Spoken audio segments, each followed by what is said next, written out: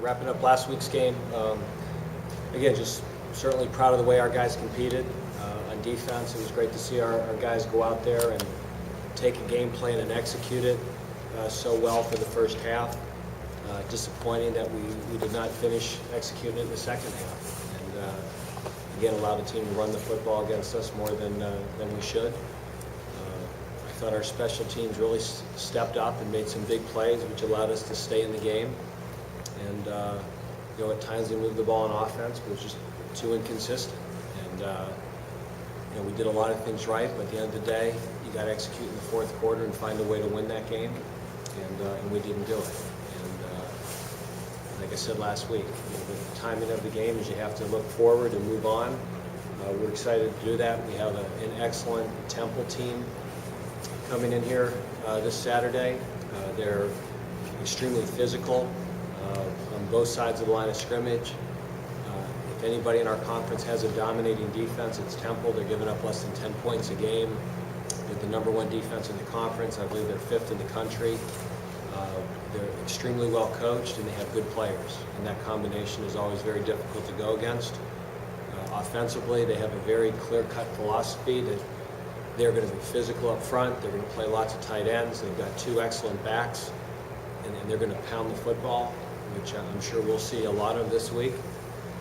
They're certainly capable of having balance. They've just had such big leads in so many games that they haven't had to be balanced. You watch them in Ball State, and they throw the ball very effectively, but they get up big in games and then just keep running it and playing keep away and winning time of possession.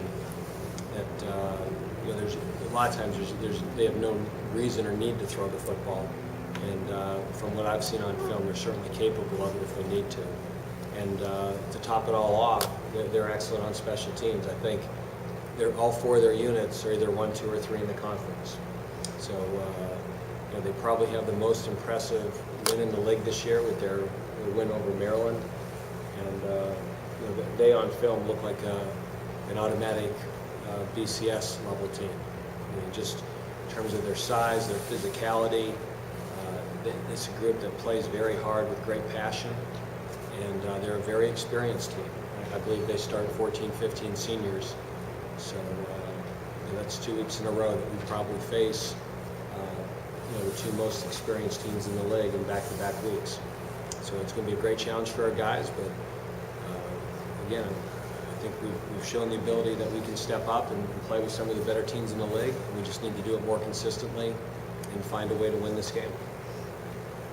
I guess rephrasing basically just what you said, that your team played really, really well. You were putting a lot of young guys in a lot of vital positions, and now we're mid-season. Are you really encouraged by what you see that you guys are about to turn the corner and the springboard last week into a good finish, because you're still in the hunt in your division? We're still in the hunt in our division, and obviously this week's game is critical because you can't sit here and say that a week from now if we don't take care of business.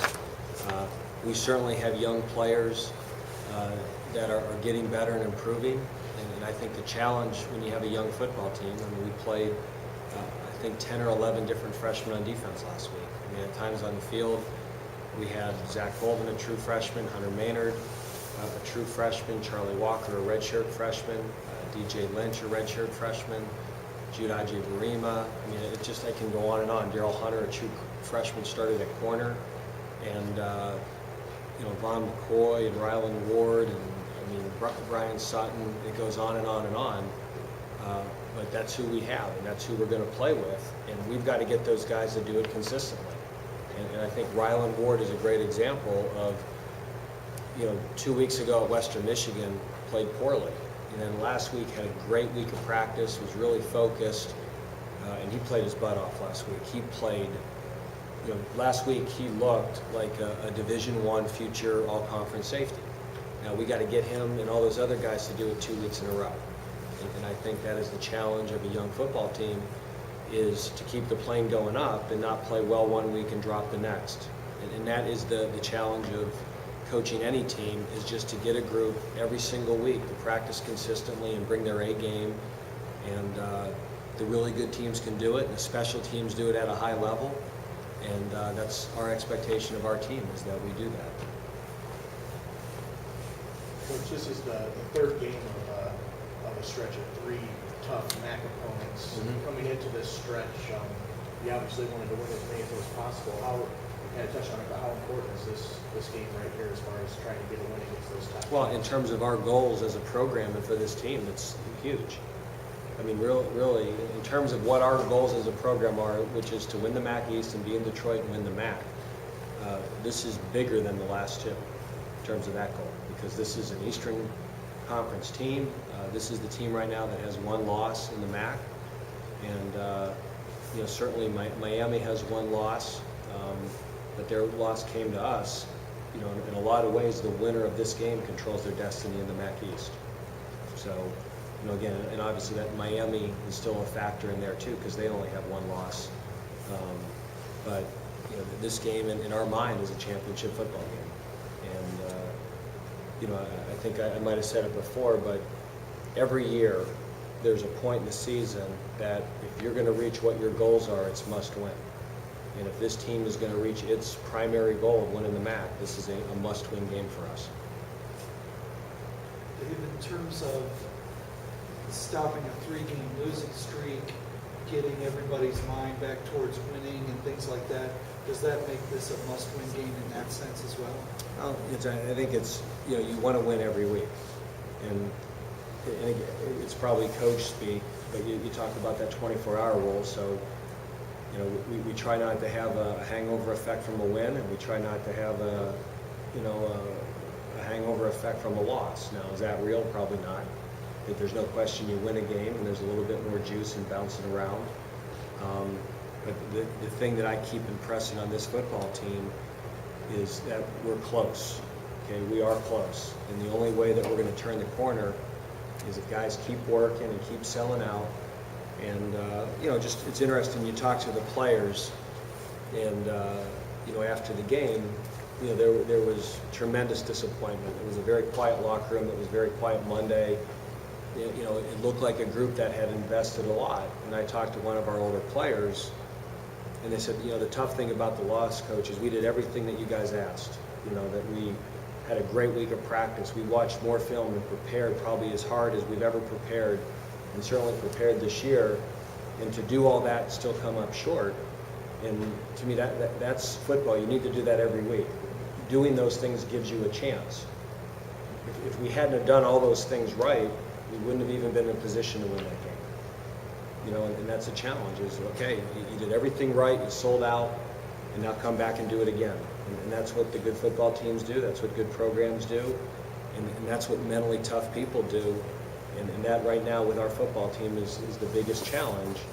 Is, you know, getting a bunch of guys, a lot of them who have never played before, to just, you know, get the motor started again. Here we go again. Next week, let's get after it. And you know, we've had 2 good days of practice, and our practice effort all year has been good. So we've taken a tremendous jump as a program from last year to this year in terms of our practice habits. And to jump on, I think you kind of touched it a little bit.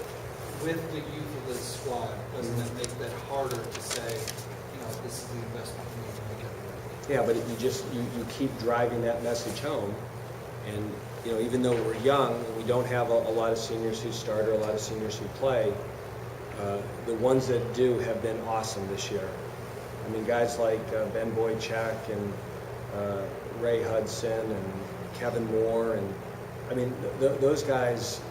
You'd rather have a small senior class that has bought in than a huge senior class that hasn't.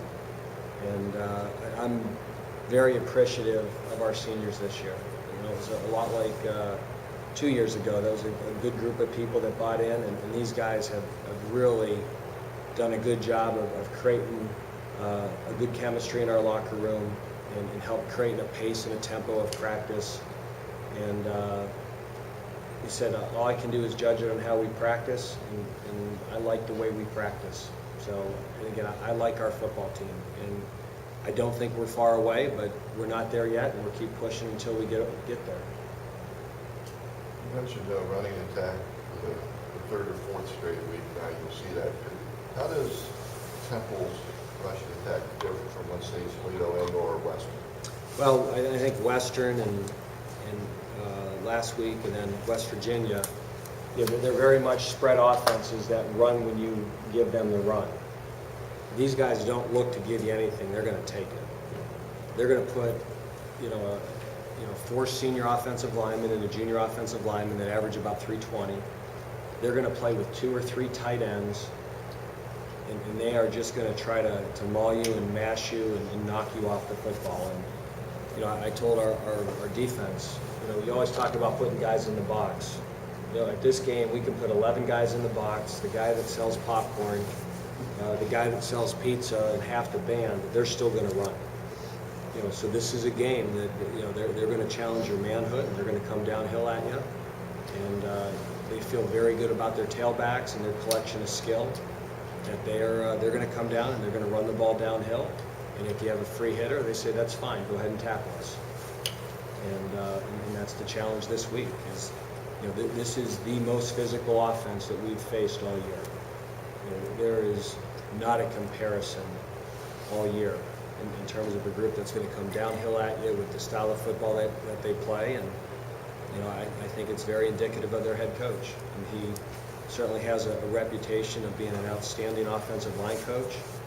And you can tell by the way their offensive line is playing that they have certainly taken on his personality.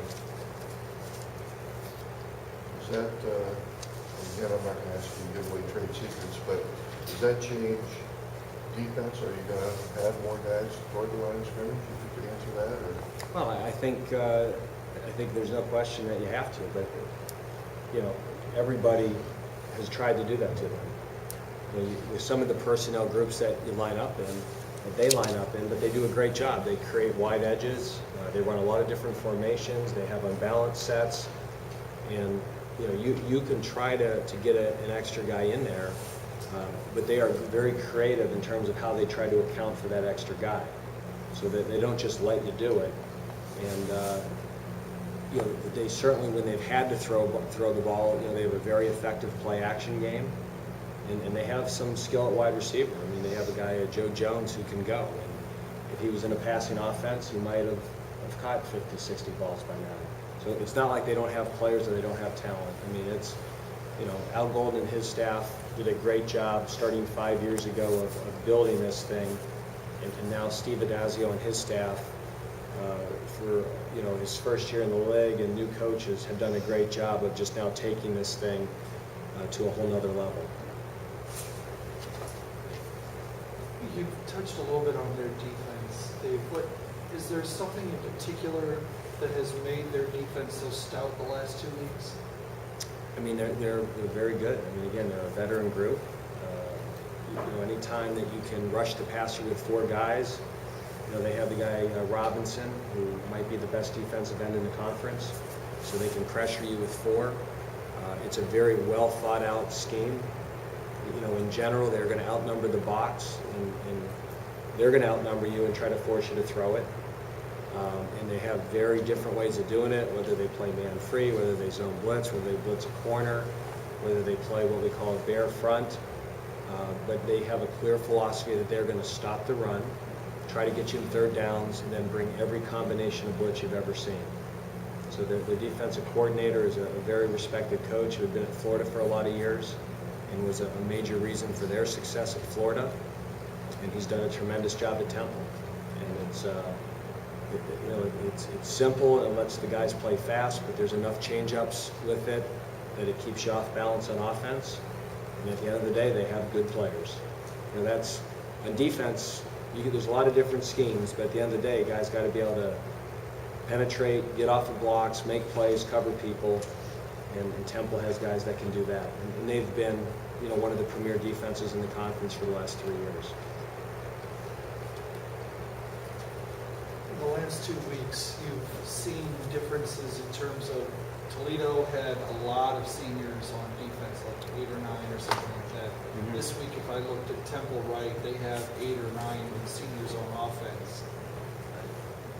I know the first choice is let's have 9 seniors on both sides of the ball. If you have a choice one way or another, Dave, philosophically for you, I mean, which? I think that philosophically, I'd rather be older on defense.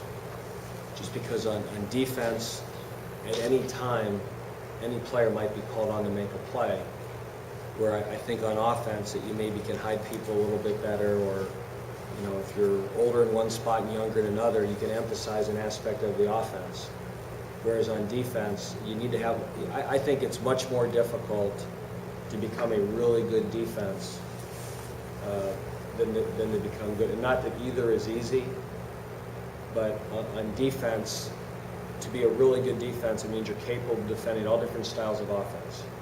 You can defend a power offense like Temple, or a passing offense like Western Michigan, or a spread offense like West Virginia.